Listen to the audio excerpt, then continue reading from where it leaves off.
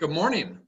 Welcome to the Nassau County Chamber of Commerce City of Fernandina Beach Commission Candidate Forum for Group 2. I'd like to thank our candidates and you for watching and learning more about our candidates. We'll introduce our candidates shortly.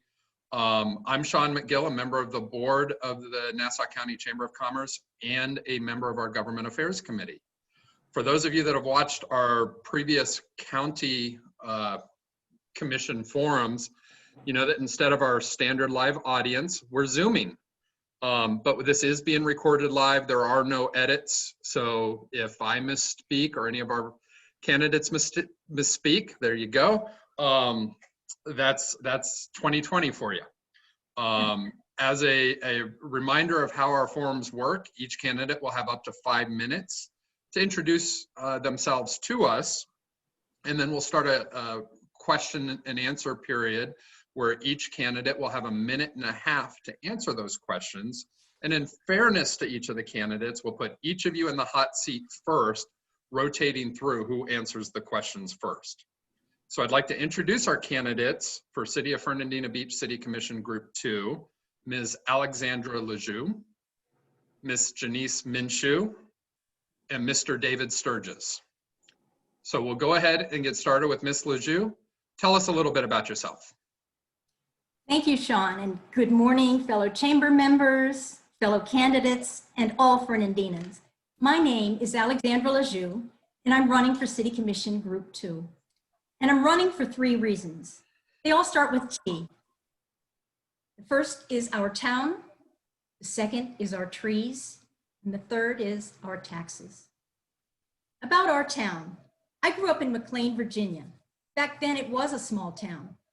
We had small independent farms. We had a little shopping area called Salona Village. And there was a great general store called Tyson's Corners. Well, some of you may know that today Tyson's Corners is a huge metropolis full of shopping centers. Gone are the fields where I used to play. Gone are the trees. Gone are the independent farmers and even many of the small shopkeepers. I don't want that to happen to Fernandina Beach. I love Fernandina Beach as a small town. I moved here for that reason. I love Shrimp Fest, St. Michael's Carnival, the Christmas Parade. I love the small businesses, Ship's Lantern, Cornucopia, where I can bring my grandson. I love everything about it. And everywhere I go, I see people I know. And that's why I came here with my husband, my dog, and my cat back in 2017. And although I'm a newcomer, I feel very much at home. My second reason is trees. My Florida tree roots go deep.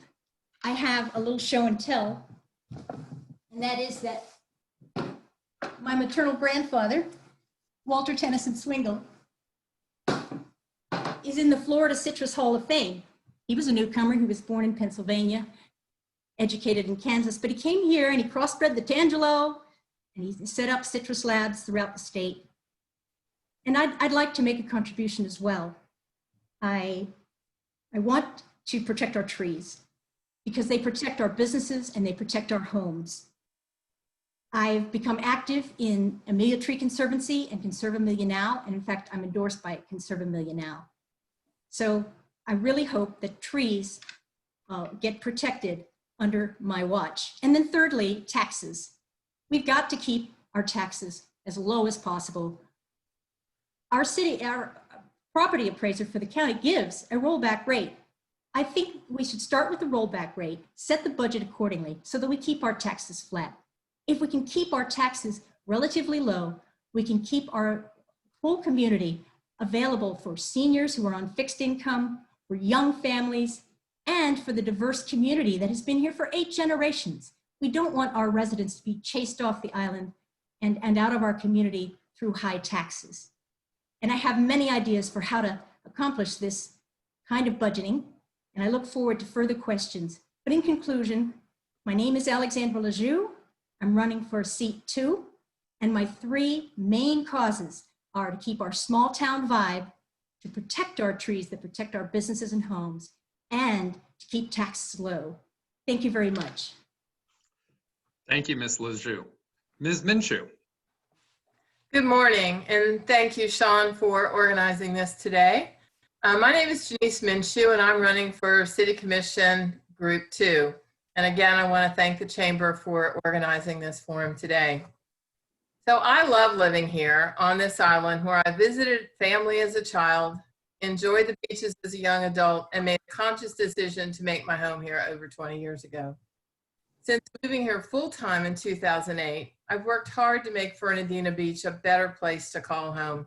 My volunteer work with Barnabas and the Council on Aging, and now Fernandina Beach Main Street, gives me a much broader perspective on the various needs of our diverse community. Doing free tax preparation for low-income taxpayers helps me understand the impact that raising property taxes has on many of our retired, but more importantly, our working class residents. We have to be good stewards of our city finances as we make decisions on city expenditures and keep our property taxes under control. Now I'm chair of the Planning Advisory Board, where we're working diligently to address ways to improve the comprehensive land use plan and the land development code. We just enacted changes to the tree ordinance that better protects trees during development and provides for larger fines when our ordinances are not followed. A very big improvement to where we were before with the tree ordinances. I'm also a strong advocate of the comp and the land development code rewrite project that's being slated to begin in 2021. It is the best way for us to make sure that growth and development is done in a way that protects our natural resources as well as our way of life. I had a 40+ year career in the telecommunications industry, starting with Southern Bell, Bell South, AT&T, and then finally as an industry consultant. I have a lifetime of business skills focused on getting the best outcomes for all. I have the experience, knowledge, and leadership needed to move the city forward. My promise to our community is to truly listen to you as we make Fernandina Beach a better place to live, work, play, and visit. Thank you again for the opportunity to talk about my campaign, and I look forward to talking to citizens in the future over the next couple of months before the election on November 3rd. Again, thank you. Thank you, Ms. Minshew. Mr. Sturges, tell us a little bit about yourself. Thank you, Sean. I appreciate the opportunity. Good morning. I'm David Sturges, and I'm going to be your next commissioner in Group 2. As a businessman, owner in the city of Fernandina Beach, and almost 20 years of experience as a native in this city, I have a business-minded vision and of our future with a primary motive of service to the people and the city I care about. My platform centers around 3 major points. First of all, we need to ensure that the future and businesses in Fernandina Beach are offered opportunities to become established and thrive. Second, we need to protect and secure property rights and for our citizens and business owners. And finally, we need to work toward a speedy resolution to the downtown waterfront and marina issues and make them profitable to the city of Fernandina Beach. These are attainable goals with having a physical budget to operate off of, and by cutting back on spending, I believe these are all attainable goals. Vote for me, David Sturges, for a level-headed and common sense approach to running for the city of Fernandina Beach. Thank you, and I look forward to talking and meeting with everybody prior to November 3rd. I'm available anytime. My email address is beachwalker25@yahoo.com. Feel free to contact me or via cell phone, 904-753-2445. I'm always available, and I'll listen to everybody and take care of all needs of the citizens of this Fernandina Beach. Thank you. I appreciate it. Thank you, Mr. Sturges. All right, we'll get started with our questions. As a reminder, we'll rotate through.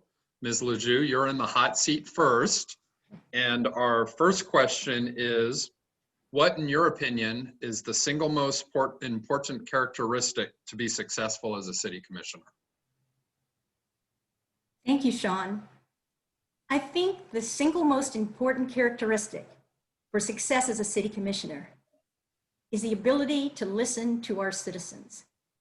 This involves many things. It involves certainly being an active participant on social media, which despite all its flaws is a great source of information and sometimes momentum.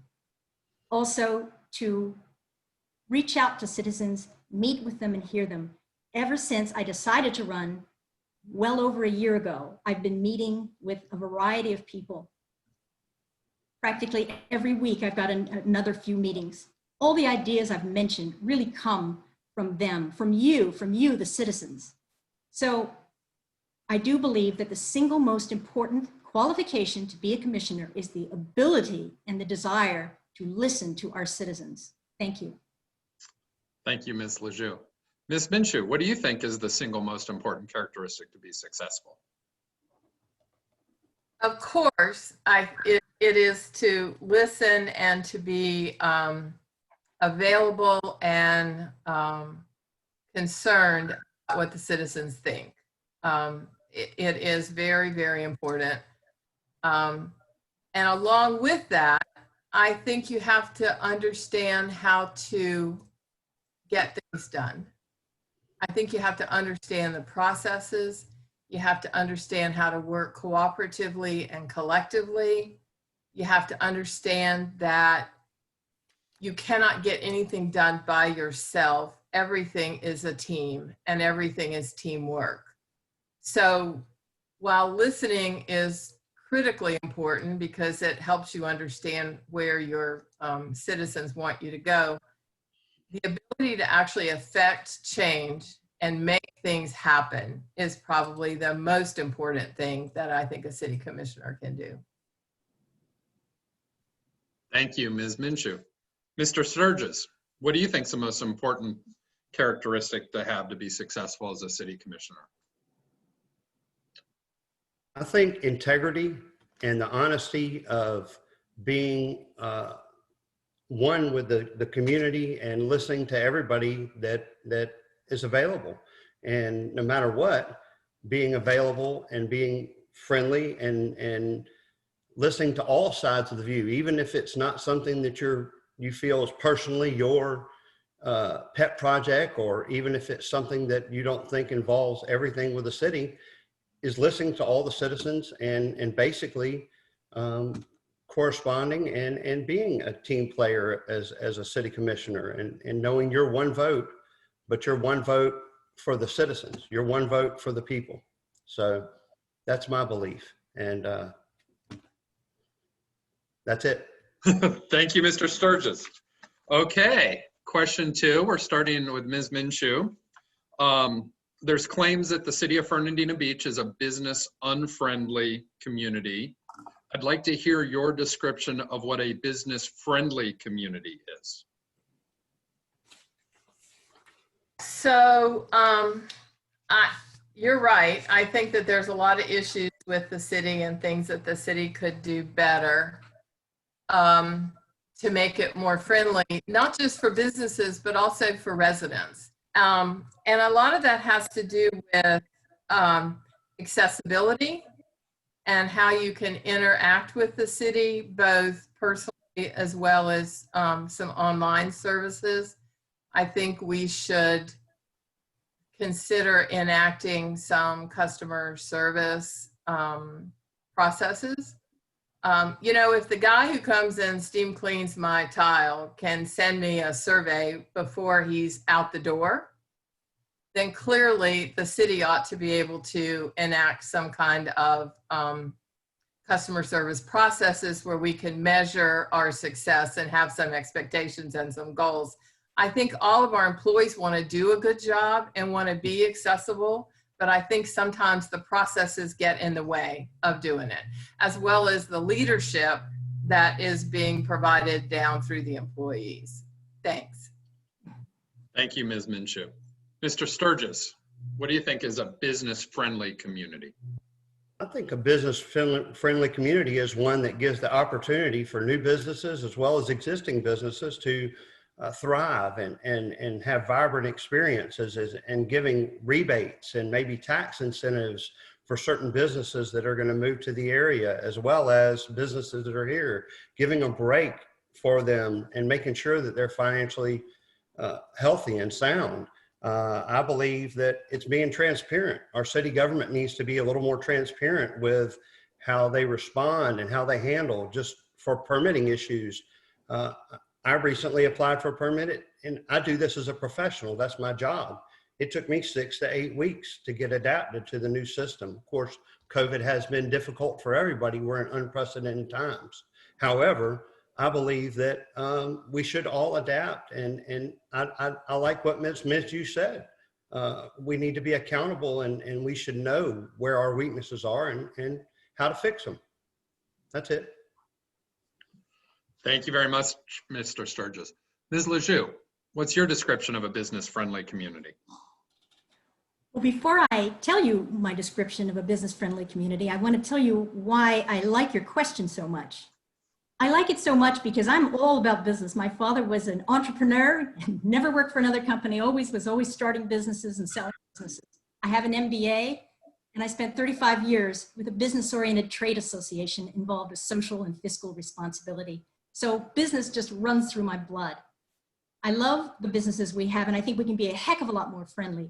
The 8 goals of the Chamber of Commerce: suspending collection of 2021 local business tax, allow outside dining throughout the city, waive temporary sign and banner permits, allocate funds to purchase sanitizing products, suspend City of Marina monthly boat slips, pledge to refrain from adding new and costly regulations. That's number 1. And also local purchasing.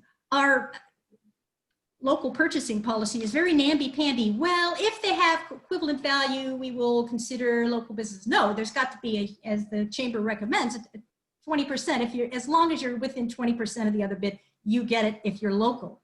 And then finally, the credit card idea is, I think, an excellent one.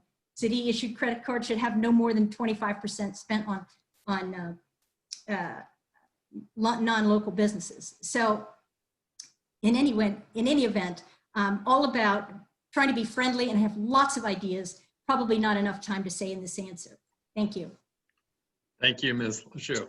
Mr. Sturges, we're putting you on the hot seat first for this one. As a city commissioner, how would you handle a conflict between a staff recommendation for a course of action versus what your constituents are saying? And tell me how you would work through that process. Well, I would first listen to what the staff had to say, and then ultimately I would go to each person that's polling this information as far as the citizens are concerned and say, where are you coming from, and how can we help you, and how can we make this work, and how can we meet in the middle?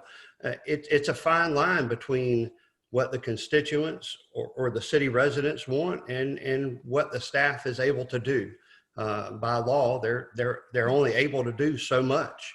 However, that doesn't mean we can't make it work. That doesn't mean we can't make the difference happen.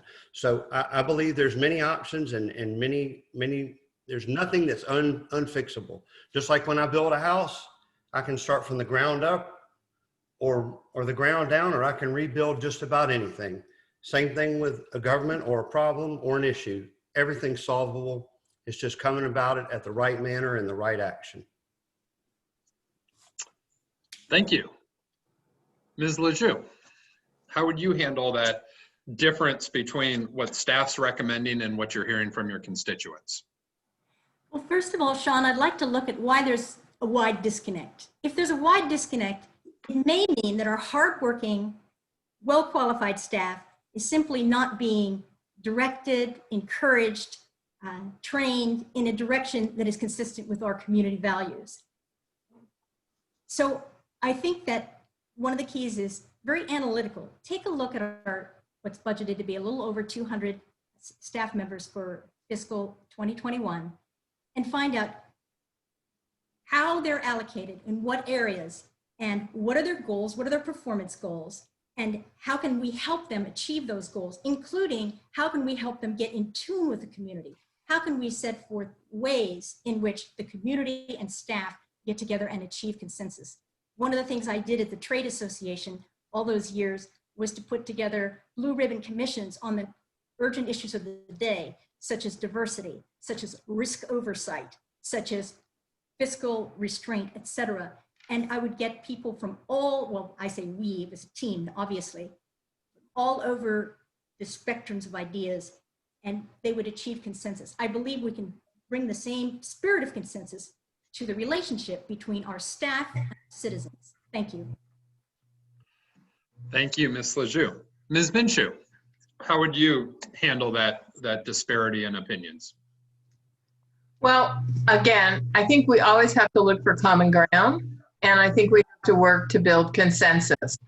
One of the things I think that citizens don't always understand, and probably Mr. Sturges understands this really well, is that Florida is one of the most business regulated states in the country, particularly as it comes to building and development. So there are often times where the staff's hands are really tied in terms of what it is they're able to do. However, that doesn't mean that we can't use workshops and subcommittees and communications to understand what the issues are, where the disparity is between the two positions, and how to come together. I spent probably the last 10 years of my career working on finding solutions across departments and across groups who often had very divergent objectives. And you do that through understanding each other's issues and understanding where the common ground might be. So I think it's all about communication. Thank you. Thank you, Ms. Minshew. All right, back to Ms. Lajoux to be on the hot seat first. And I'll preface this by saying that in any of our questions, if I use the term city staff, that's generic from city manager through department head through boots on the ground. Do you feel it's the job of a city commissioner to take direction from staff regarding the budget process?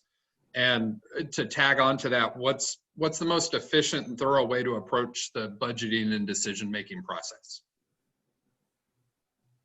Well, the commission does not manage the city. The city manager manages the city. But the city commission plays a key role in ensuring that the city manager is managing the city in a way that is conducive to success and fiscal restraint. I believe, and you've asked the wrong person because I'm quite a nerd, and I've been looking at our 2021 budget, and I've got all these numbers over here, which I haven't committed to memory, so I won't be able to cite them chapter and verse. I do know that we have about 136 million or so planned in both expenditures and revenues, because as you know, by Florida law, you have to have a balanced budget. But then the question is, what are we spending this money on, and how are we getting the revenues? Interestingly, property taxes only take up about 25% of the revenues. We also get revenues from our enterprise funds. We have a cash account and so forth. So there's no reason we can't have our budget hit that rollback rate, and we can work backwards from that. Thank you very much. Thank you, Ms. Lajoux. Ms. Minshew. Would you mind repeating the question? Sure, and since it's a two-parter, I'm gonna read it so I don't mess it up as well. Do you feel it's the job of a city commissioner to take direction from staff regarding the budgeting process? And to tag along to that, what is the most efficient and thorough way to approach the budgeting and decision-making process? So it's the city responsibility, the city commission's responsibility to set the millage rate.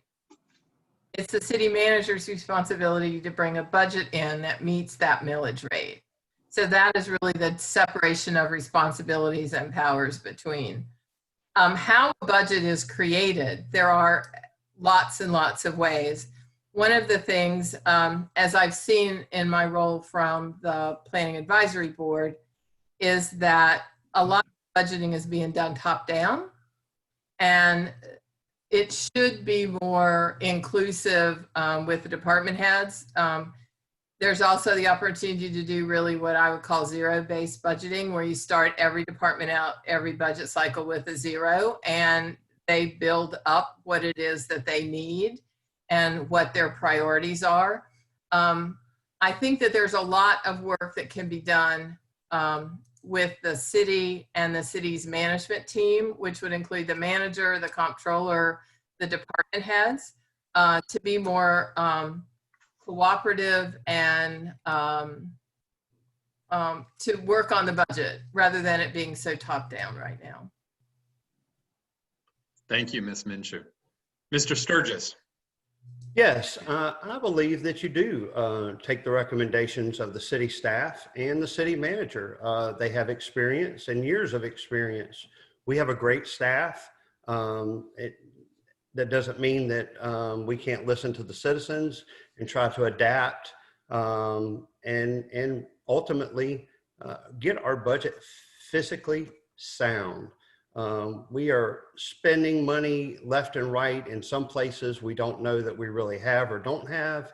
And I think that it needs to be reined in. I think that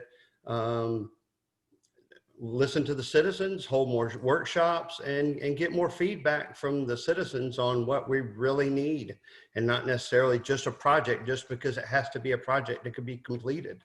I really think that ultimately that the city staff has a good handle on what's going on. They just need to be helped and monitored. And it's not the job of the commission.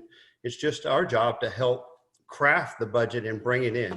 But I really do appreciate it. And I think that our city staff works hard. Thank you. Thank you, Mr. Sturges. All right, Ms. Minshew, you're on the hot seat for this one. The city manager recently went to the county commission to request funding to help support our parks and recreation department. Would you be in favor of consolidating this or any other department with the county to reduce expenses and duplication of services? So I think there's always opportunity to look with the city. One of the goals I have of my campaign is to improve the relationship and cooperation between the city and the county. I think writing a letter asking for $500,000 and throwing it over the fence is not the way to create a cooperative to create cooperation and to have a working relationship with the county that is productive for everyone. There is an issue with Parks and Rec about the number of county residents that use our services and what is the impact to the city on that. I think it needs some more work and some more research. There are cooperation agreements between fire and rescue and police. Whether I do not necessarily believe that we should be looking at consolidating functions. However, I do believe that we can do a much better job in cooperation and coordination and talking with the county as a valued partner, as opposed to an adversarial position, which it feels like what we have today. Thanks. Thank you. Mr. Sturges, what are your thoughts on consolidating to reduce expenses and duplication of services? I believe that wherever we can cooperate with the county, and I think meetings with sunshine laws makes it very, very difficult. And I think that ultimately it would be a great thing for the city and the county to work together and reduce some of the duplication, reduce some of the areas if we were able to move things around. Our city lines are very muddled on the island. If you ask anybody where they think they live, I bet 65% of the citizens won't even know that whether they live in the city or they don't. So those type of issues cause all kinds of problems. But ultimately, I think the city should work better with the county and have some sort of meetings to have a better friendship and a better cooperation between the two governments. Thank you, Mr. Sturges. Ms. Lajoux. Well, first of all, Sean, I want to say I'm so honored to be running in this campaign against both Genece Minshew and David Sturges, because I wholeheartedly agree with everything they have said, and I think we're all highly qualified, and may the best candidate win. I'm a member of the Parks and Recreation Committee here in the city. I was appointed in January, and I noticed that in the budget we have a rather large Parks and Rec budget, and I do agree that all of our city employees are very hardworking. Sometimes, though, it can be frustrating to see that there's such heavy use of county residents on our facilities that our city taxes pay for and that our hardworking Parks and Rec employees work for. So the idea of consolidation is great, I must say that I've written actually 12 books on mergers and acquisitions, and I know all about merging. So nerd on that topic too. But I think the idea of consolidation is great. I just don't want our hardworking employees to lose their positions. Thank you. Thank you, Ms. Lajoux. Okay, we're in the home stretch here, guys. Take a breath. This one's for Mr. Sturges, and of course it would not be a Chamber of Commerce forum without asking this question. And that is, what is your opinion of the role of the Chamber of Commerce in interacting with the City Commission?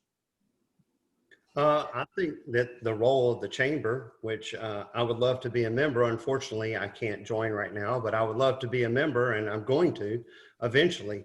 I think that as the chamber, working with the City Commission, it's good to advise, and it's good to be on top of what's going on in the city and how we can help businesses. I mean, I've been here functioning and working all my life, and a true entrepreneur, and business is very important, and how we work together between the commission and the chamber should be a well-oiled machine and operate the way business should do business. That's what helps bring people to Amelia Island. And just from the commission meeting last night, we've got 83,000 people coming to, that receive messages to come to Amelia Island via internet and advertising. That's a great thing. The more people that can come enjoy us, the more people that enjoy Amelia Island, the better we are. Thank you, Mr. Sturges. Ms. Lajoux. Well, Sean, first of all, I do support the Chamber's goals in relation to the Commission. I think the City Commission can do a lot more to encourage buying local. There's no reason we should have any Amazon trucks here. And people, if anything can be bought locally, we ought to encourage our citizens to buy locally. We have those big banners up on 8th and Atlantic. Why not have a big banner? Support local businesses. Have you purchased anything at a local business today? Thinking of all the businesses of which I'm so fond. I also think that a member of the City Commission should serve ex officio on the chamber. Our fates are so interconnected. What would we be without our businesses? I can't walk over to the door across the street and knock on the door and be welcomed, but I can walk into any business and I have an experience. I can go to Cornucopia and here it is, and it's a magic wonderland. So I also think that every business here, and I understand Mr. Sturges' position that it isn't always possible to join at certain times when we're campaigning, but I think every business permit ought to come along with the Chamber of Commerce membership page. And finally, I think we should have a financial advisory board that includes chamber members to advise the city on its finances. Thank you. Thank you, Ms. Lajoux. Ms. Minshew, what is your thoughts and the role of the Chamber of Commerce in interacting with City Commission? As a member of the chamber, I'm very proud to see what the hard work they have done during the pandemic over the last 6 months. They put together an amazing amount of work, and they should be applauded for it. I think the chamber, as well as organizations like Fernandina Beach Main Street, should be considered valued partners with the city, as well as the county, and that we should have a cordial, collegial relationship with them. We should look to them for advice and information, particularly about economic trends. And I think that that's not necessarily how it works today. So if I'm elected City Commission, I will work hard to encourage the city to be more open in their dealings with the chamber, and to look for ways that we can work together, as well as work together with Main Street. Thanks. Thank you. Okay, guys, you made it to the last question. So as a reminder, use this one to kind of wrap things up, say things you might not have had the opportunity to, and I'll give you 2 minutes to answer this question. And starting with Ms. Lajoux, simply put, why are you the best candidate for this position? Well, Sean, I do leave it up to a supreme being to decide the outcome of this election. think all of us have great qualities. And I think in the other races, they have great qualities too. And at some point, there will be 3 new commissioners. I personally hope I'm one of them. I've had a blessed life. Everything I've ever wanted, I've done. I have nothing on my bucket list. And I've asked myself, how can I best serve? And I think my unique combination of business savvy, of experience with oversight as opposed to management, my passion for trees, for our small town, and my passion to get taxes down makes me someone who, at least, if not the most qualified, is the most, perhaps, passionate. Thank you. Thank you, Ms. Lajoux. Ms. Minshew, why are you the best candidate? So I think elections are always about the future and not about the past. So if you want a future where the city and the county work together on issues that impact all of us, then vote for me. If you want a future where the city is committed and invested to making the city easier to do business with for both small business and citizens, then vote for me. If you want a future where procurement decisions, budget decisions, millage rates are based on facts and data, then I would ask for your vote. If you want a future where growth and development is governed by a comprehensive plan, which is driven by community input, and that sets a clear strategic future and a land development code that is strictly enforced with that vision, then again, vote for me. If you want a city that recognizes the diversity in our community and it is critical to making us a better city, then I would ask for your vote. And if you want a future where city employees are valued and always focused on process improvements, then vote for me. Again, thank you to the Chamber for the opportunity to talk to the citizens of our beautiful city. And everyone, please remember to vote on November 3rd. Thank you. Thank you, Ms. Minshew. Mr. Sturges, why are you the best candidate for this position? Well, Sean, I'm running because my family and I have multiple generations of service to our beloved community, and I intend on continuing the proud tradition. Our community here in Fernandina Beach is unique and undoubtedly very special to each of us. My family and I wanted to come and continue to live, work, and play in our beautiful city while having a welcoming and safe neighborhood. My overall platform is based on 2 principles. I want to preserve our history while looking ahead and planning our future.